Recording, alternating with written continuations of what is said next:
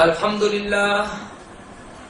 لله نحمده ونستعينه ونستغفره ونؤمن به ونتوكل عليه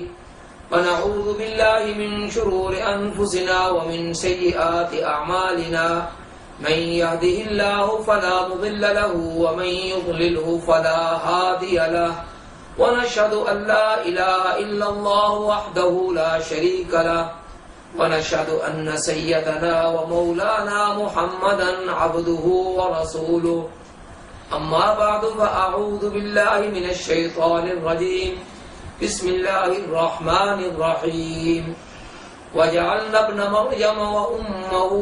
آية وآويناهما إلى ربوة ذات قرار ومعين صدق الله العظيم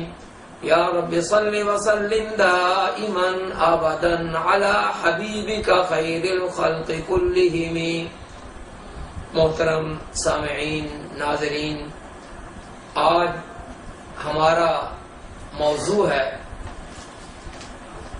ربوہ کا نام تبدیل کرنا کیوں ضروری ٹھہرا۔ میرے محترم بزرگوں، دوستوں، بھائیوں اور بہنوں، آپ بخوبی واقف ہیں کہ سیدنا عیسیٰ علیہ السلام اللہ تعالیٰ کے برگزیدہ بندے اور اس کے سچے رسول ہیں، اور تمام انبیاء میں سے آپ کی یہ ایک خصوصیت ہے کہ اللہ پاک نے آپ کو اور نبیوں کی نسبت لمبی زندگی عطا فرمائی ہے، اور اپنی قدرت کاملہ سے آپ کو آسمانوں پر زندہ اٹھا لیا، اور قیامت کے قریب آپ دوبارہ اللہ کی قدرت سے زمین پر نازل ہوں گے، جیسا کہ متعدد صحیح روایات حدیث میں یہ بات مذکور ہے۔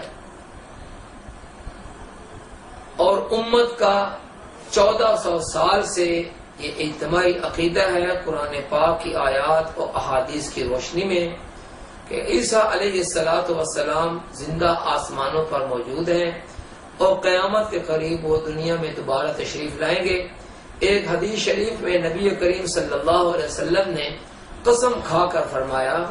کہ مجھے قسم ہے اس ذات کی جس کے قبضہ قدرت میں میری جان ہے، بہت قریب ہے کہ عیسیٰ علیہ السلام وہ تمہارے اندر دوبارہ آسمانوں سے نازل ہوں گے، وہ صلیب کو توڑیں گے، خنزیر کو قتل کریں گے، جزیہ کو ختم کر دیں گے، اور مال کی بہتات ہو جائے گی۔ فرمایا اتنا مال زیادہ ہو جائے گا کہ کوئی آدمی اس صدقہ خیرات کو قبول کرنے والا نہ ہوگا، یہاں تک کہ اللہ کے سامنے ایک سجدہ کر لینا دنیا و ما فیہا سے بہتر سمجھا جائے گا۔ تو ان آیات اور احادیث کی روشنی میں امت کا متفق علیہ یہ عقیدہ ہے کہ عیسیٰ علیہ السلام فوت نہیں ہوئے، آسمانوں پر زندہ موجود ہیں، اور قیامت کے قریب وہ دوبارہ تشریف لائیں گے۔ ایک سوال پیدا ہوتا ہے کہ قادیانیوں کی طرف سے مرزا غلام احمد قادیانی نے مسیح ابن مریم ہونے کا کیوں دعویٰ کیا؟ مسئلہ یہ ہے کہ برطانوی استعمار جب ہندوستان میں آیا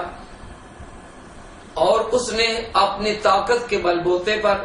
ہندوستان پر قبضہ کرنے کی کوشش کی، تو اس وقت کے جید علماء نے اپنی قوم کو بتایا کہ یہ لوگ کافر ہیں اور بدیشی لوگ ہیں جو ہمارے ملک پر قبضہ کرنا چاہتے ہیں، ان کے خلاف جہاد کرنا فرض عین ہو چکا ہے، اور جہاد کے ذریعے سے ان کو ہندوستان سے نکالا جائے۔ جب مسلمان جذبہ جہاد سے سرشار ہو کر ان انگریزوں پر شب خون مارنے لگے تو ان کے پاؤں نہ ٹک سکے، اس پر وہ مجبور ہوئے کہ کوئی ایسا بندہ تیار کیا جائے جو نبی ہونے کا دعویٰ کر دے جب وہ نبی ہونے کا دعویٰ کر دے گا تو اسلامی فریضہ جہاد جو مسلمان سمجھتے ہیں آپ صلی اللہ علیہ وسلم کے فرمان کے مطابق کہ وہ قیامت تک کے لیے جاری ہے، ہم اس فرض نبی سے اس فریضہ جہاد کو منسوخ کروا دیں گے۔ ظاہر بات ہے کہ شرعی جو احکامات ہوتے ہیں ان کو منسوخ کرنے کے لیے آسمانی کتاب کی اور ایک نبی کی ضرورت ہوتی ہے۔ روایات سے چونکہ پتہ چلتا تھا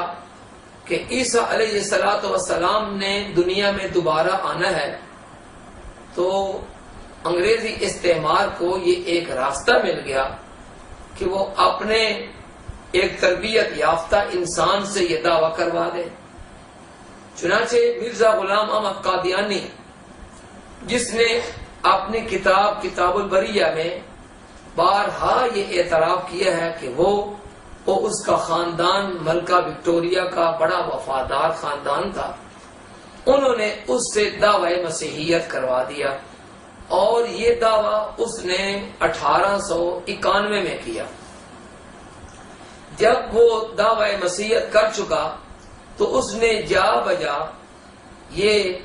اشتہارات چھاپے، پمفلٹ تیار کیے، حتیٰ کہ اس نے خود یہ لکھا ہے کہ میں نے جہاد کی حرمت پر اتنا کام کیا ہے، 17 سال تک میں نے محنت و کوشش کی ہے،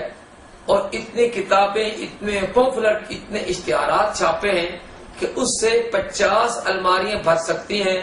اور پھر یہ پمفلٹ اس کو میں نے اردو میں، انگریزی میں، عربی میں، بہت ساری زبانوں میں ترجمہ کروا کے دنیا کے مختلف کونوں میں بھیجا، اور میں نے قوم کو یہ باور کروانے کی کوشش کی ہے کہ جہاد حرام ہو چکا ہے۔ لیکن بات یہ ہے کہ جو بھی دعویٰ کیا جائے اس دعویٰ کی دلیل پیش کرنا مدعی کے ذمہ ہوتی ہے۔ اب جب مرزا غلام احمد قادیانی نے دعوی مسیحیت کر دیا تو مسلمانوں کی طرف سے ایک سوال اٹھا کہ اللہ رب العزت نے سورۃ مومنون میں جو عیسیٰ علیہ السلام اور ان کی والدہ پر جو احسانات کیے ہیں ان کے ضمن میں ایک احسان کا ذکر کیا ہے، جس کو بجا طور پر اللہ رب العزت نے اپنی قدرت کی نشانیوں میں سے ایک نشانی قرار دیا، جس کا ذکر اس آیت میں آتا ہے جو میں نے خطبہ میں پیش کیا ہے۔ اللہ رب العزت فرماتے ہیں وَجَعَلْنَا ابْنَ مَرْيَمَ، بنایا ہم نے ابن مریم یعنی عیسیٰ علیہ السلام کو، وَأُمَّهُ، اور ان کی والدہ کو یعنی حضرت مریم کو، آیتاً، قدرت کی نشانیوں میں سے ایک نشانی بنایا، وَآوَيْنَاهُمَا، اور ہم نے ان دونوں کو یعنی ماں بیٹا کو پناہ دی، إِلَى رَبْوَةٍ، ایک ٹیلے پر، ذات قرار، جو کہ امن والی جگہ تھی، وَمَعِينٍ، اور چشمے والی۔ یہ آیت جو اللہ رب العزت نے بیان فرمائی ہے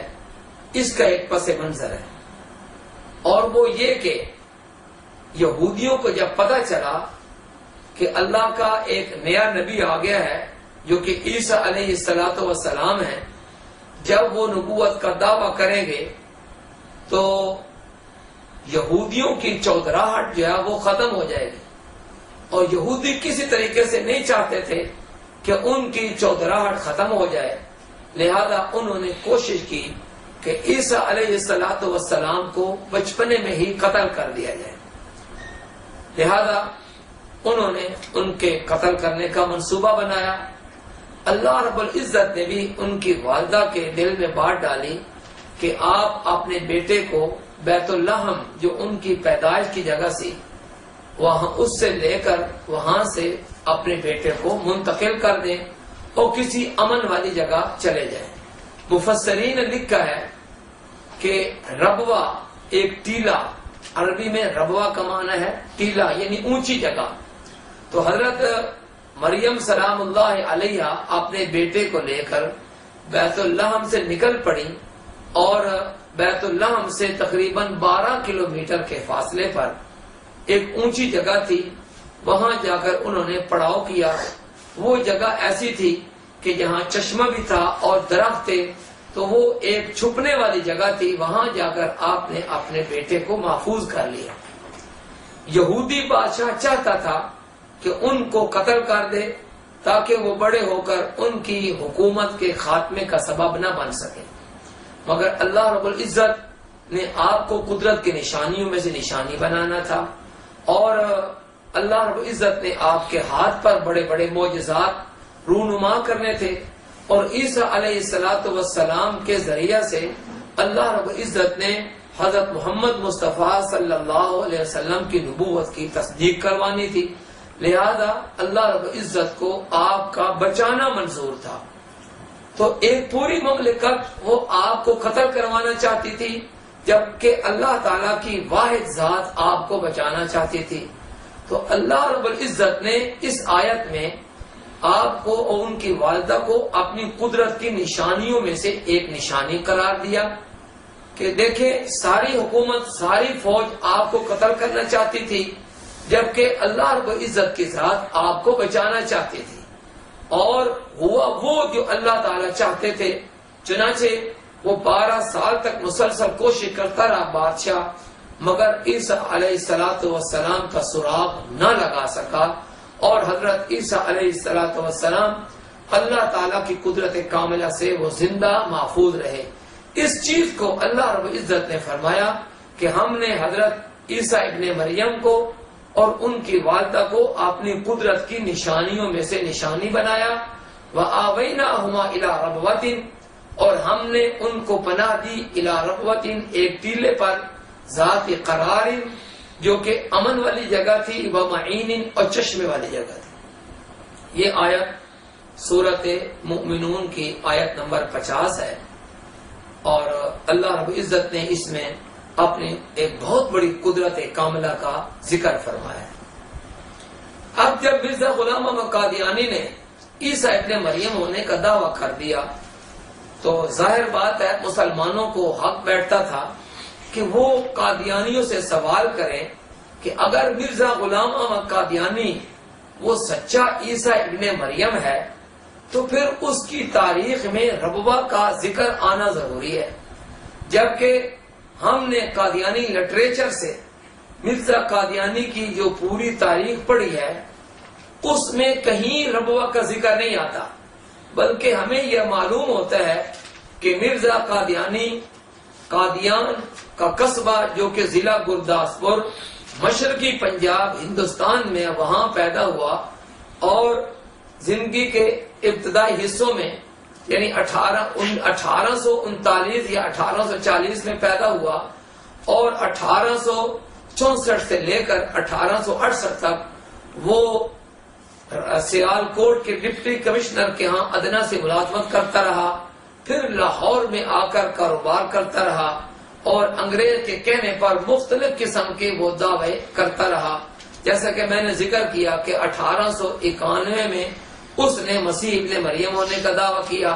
پھر 1901 میں اس نے مستقل نبی ہونے کا دعویٰ کر دیا، اور 26 مئی 1908 کو وہ لاہور میں ہی برانڈرس روڈ پر احمدیہ منشن ایک عمارت تھی، وہاں وہ اپنے عزیزوں کے ہاں وہ مر گیا۔ اور اس کو قدرت کا کرشمہ کہیے کہ آج بھی 26 مئی 2010 ہے، یعنی مرزا قادیانی کو مرے ہوئے اب 102 سال ہو چکے ہیں۔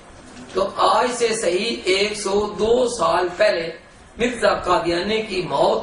وہ لاہور میں واقع ہوئی، اور اس کی پوری ہسٹری میں ربوہ کا ذکر نہیں آتا تھا، لہذا قادیانیوں کے پاس اس کا کوئی سوال نہیں تھا۔ ایک لطیفے کی بات یہاں کہہ دو